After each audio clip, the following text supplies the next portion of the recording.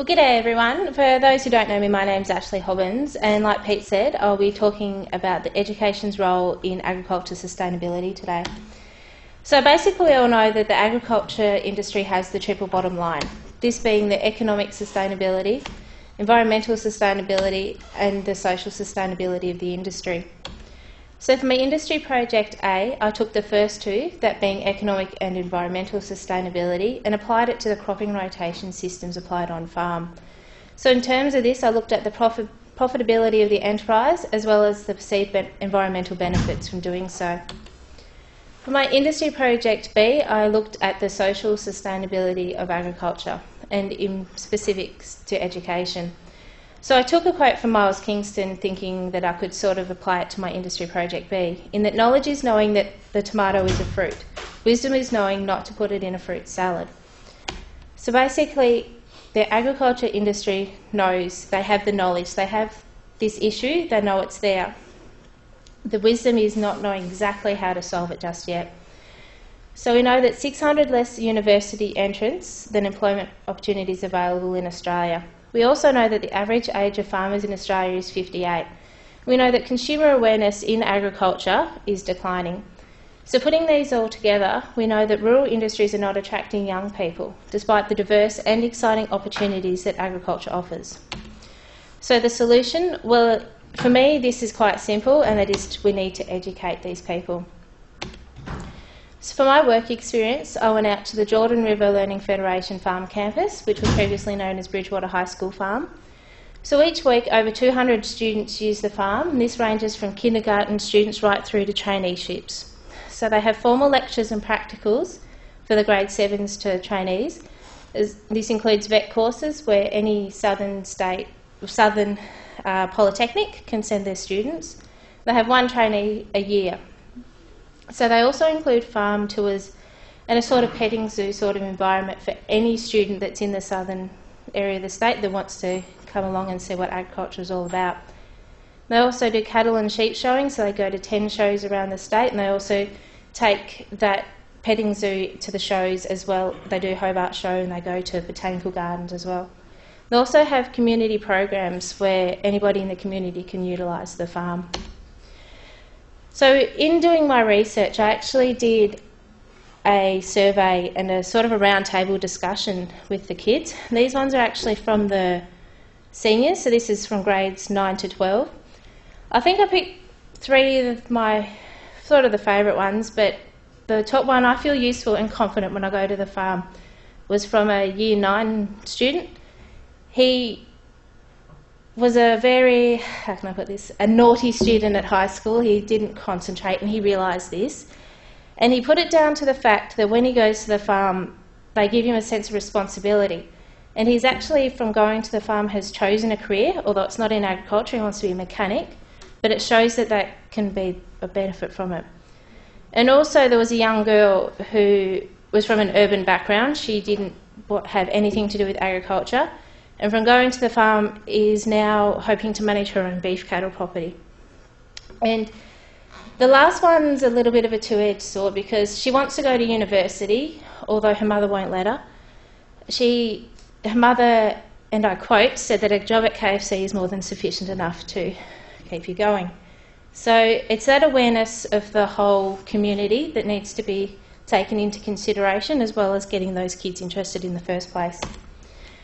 So since 1980, school farms have received no state or federal funding, so this has put a big impact on the number of school farms in Tasmania.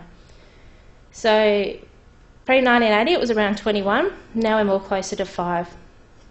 And the Jordan River Learning Federation has had to raise quite a bit of money to keep the school farm going. So they actually have an on-site op shop that's community-based, so a lot of there's a group of women in the community that come in and run it, so we get donations and that.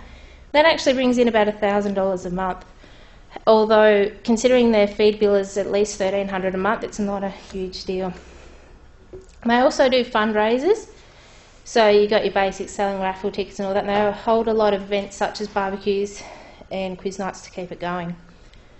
So not only is there a threat to close the school farms in terms of their viability, But especially in terms of Jordan River, there's a lot of development that's going on because their land is based in urban areas, and in Brighton there's a lot of development and they actually want to purchase the land. So to me, to getting this interest into the students in the first place before they go, we need a wider awareness in the community of what the agriculture offers to everybody. So to me, we need the community to ask the questions of where do your food and fibre come from, and what is it agriculture and what does it actually offer. So we need to let them know that, as we know, that agriculture is not just farming. However, the programs that are in place are actually focused on older students, and I think that this is where we are currently going wrong, in that we need to aim it at younger students. Comparing it to the English system, they actually start educating their students in agriculture from primary school onwards, and they have a higher rate of people going into the agriculture system. So there is a simple answer in that what we need to do is basically we need to tell people that this is what's there and give them the opportunity to take that information in. And we don't necessarily need, well, we definitely don't need everybody to know absolutely everything about agriculture. We just need them to have that awareness so that if they will want to choose to go into that career, that they will. But we definitely need everyone to have that awareness and that respect, and to be able to say that yes, agriculture does do a great job. So we've had some successful programs in Tasmania and on the mainland as well. So we've got one such as Discover Agriculture, which basically they get a group of grade 9 to 12 students, they put them together and they literally discover agriculture. So for a week they'll be taken around to all different sorts of industries and they'll get to know all the specifics, and then they can choose whether anything that takes their fancy that they can be put into a work placement in that particular industry. Same goes for the Pixie program, however that's more aimed at more of a university sort of career path, as well as Pixie offering the opportunity to go to the mainland.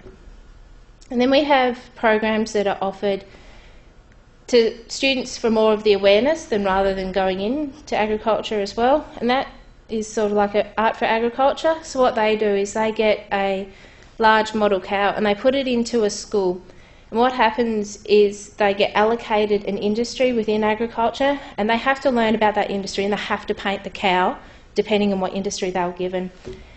We also have Cows Create Careers, which is a dairy initiative. So what they do is they get potty calves and they put it into the school. Not only do the kids have to raise the potty calves, they also have to realise that the role they play in the industry and research that as well. And of course you've got the more general ones such as AgFest and You're the Farmer that's doing general awareness. There's also a lot in the literature that came up that when we get these kids interested in agriculture, we need them to be able to do it successfully and get into what career paths they choose, whether it be more practical based or more educational or tertiary education. So scholarships play a major role in being able to keep them in those areas. So we've got the programs there and they are making an impact, but to me there is a next step that needs to be taken to get more of a collaborative approach so they can make a big impact that'll be a bit more long term. So a lot of people talk about building the producer-consumer relationship and improving the image of agriculture. A lot of people also refer to this as the gap, but reading a lot of research, when consumers are told that there is a gap, it's like we're saying it's your fault. You've moved away, you're not paying attention to agriculture. Where really agriculture is to blame as well. We need to be the ones getting out there telling them that this is there and telling them and giving that information. As the people with the information, we need to be able to give it to them. And as I said before, offering the opportunity to explore agriculture at a young age. So we've got many programs that are available. We've all heard about school vegetable farms and farm visits happening for younger kids. And I think it's a little bit naive to think that we can put education as a subject in every school. I don't think that's going to work at all, because if that was the case, then every industry would want a subject at school. So I think it's more plausible to be able to put education into other subjects, make it an example. So when we have maths or English, have, you know, for example, blah, blah, blah, in agriculture. So they know it's there, so that if they want to know more, they can do so. And also, like with the scholarships and that, having the opportunity there that if they do want to go into a career, that it's made easy for them and that they can step into that place.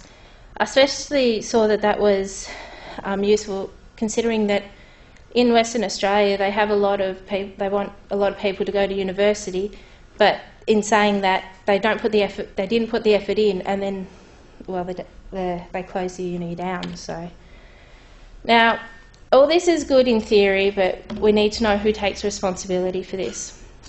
So the government, in terms of, yes, the government should take responsibility maybe for allocation of the funds. Consumers, yes, for the willingness to be able to accept that information and take it in, and the educators as facilitators. But at the end of the day, I was once told that if you wanted something to go out and get it yourself. So really, to me, it's the industry that needs to get out there and do it. I actually saw this the other day and I thought it was quite good. To go to a meeting, for example, and sit down and say, yes, this is what we want for agriculture. You can walk away being the participant in that, but not doing anything once you walk out that door. Or you can be the contributor that comes out and does little bits and pieces, but doesn't really take that step forward, which unfortunately at the moment I think that the industry is sitting at the contributor. We've got different parts of the industry stepping up and doing programs. We haven't got a collaborative approach. But to me, this is where I think the industry should head, and that is to being committed to getting these kids into agriculture and to getting awareness out there. I'd like to acknowledge Miss Jackie Brown at the Jordan River Farm campus, as well as Peter Lane. Thank you.